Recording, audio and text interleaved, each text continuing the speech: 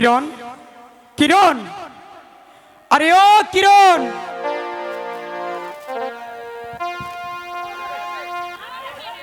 কিরণ, আরে কোথায় গেলে? যাই স্বামী, স্বামী কি হয়েছে স্বামী? শোনো কিরণ, আমি তোমাকে একটি কথা বলবো।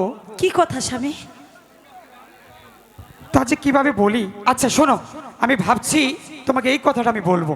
বলো। এবার শোনো, আমাদের বিলের ধারে যে 10 বিঘা জমি আছে, হ্যাঁ সেই জমি আমি ভাবছি বিক্রি করে দিব। স্বামী, স্বামী গো, ওই 10 বিঘে জমি ফসল ফলালে আমাদের পেটের ভাত জোগাড় হয়, আর তুমি শেষ সম্বলটুকু বিক্রি করে দেবে? শোনো কিরণ, ওই জমি আমার বিক্রি করতে হবে। কেননা ওই জমি বিক্রি করে আমি অর্ধেক টাকা দিয়ে ব্যবসা করব, আর অর্ধেক টাকা আমি তোমার কাছে রেখে দিব। স্বামী গো, এতে তুমি কি বলো? আমি আর কি বলবো স্বামী, যদি তুমি না বিক্রি করতে তাহলে ভালোই হতো, কিন্তু তোমার যা ভালো মনে হয় তুমি তাই করো স্বামী। সত্যি বলছো? ঠিক আছে, ঠিক আছে কিরণ, তাহলে তাই চলে। চলো।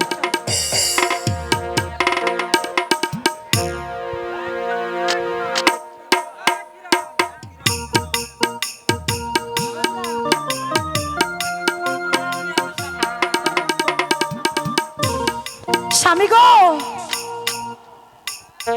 ও স্বামী, আরে কি হয়েছে শোনো না, বলো। আজ না আমার মনটা কেমন কেমন করছে গো। কেমন করছে? বুঝতে পারছো না? আরে বুঝে বলবে তো। শোনো, আমি তোমার বধূ, আচ্ছা তুমি আমার স্বামী, ঠিক আছে।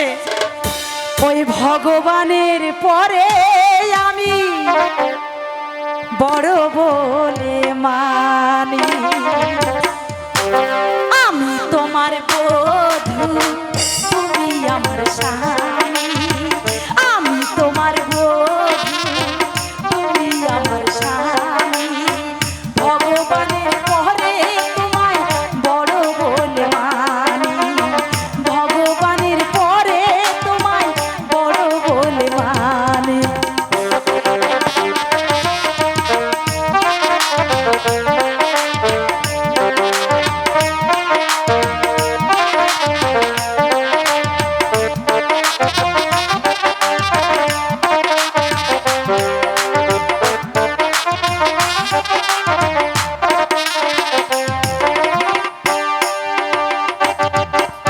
ঘোমটা খালি তোলার আগে একটু সময় দাও। আচ্ছা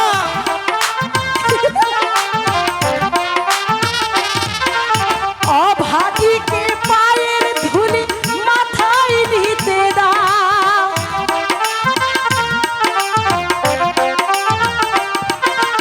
ঘোমটা খালি তোলার আগে একটু সময় দাও। অভাগীকে পায়ের ধুলি মাথায় নিতে দাও, তা না হলে নারাজ হবে অন্তর্যামী। ভগবানের পরে তোমায় বড় বলে মানি, ভগবানের পরে তোমায় বড় বলে মানি।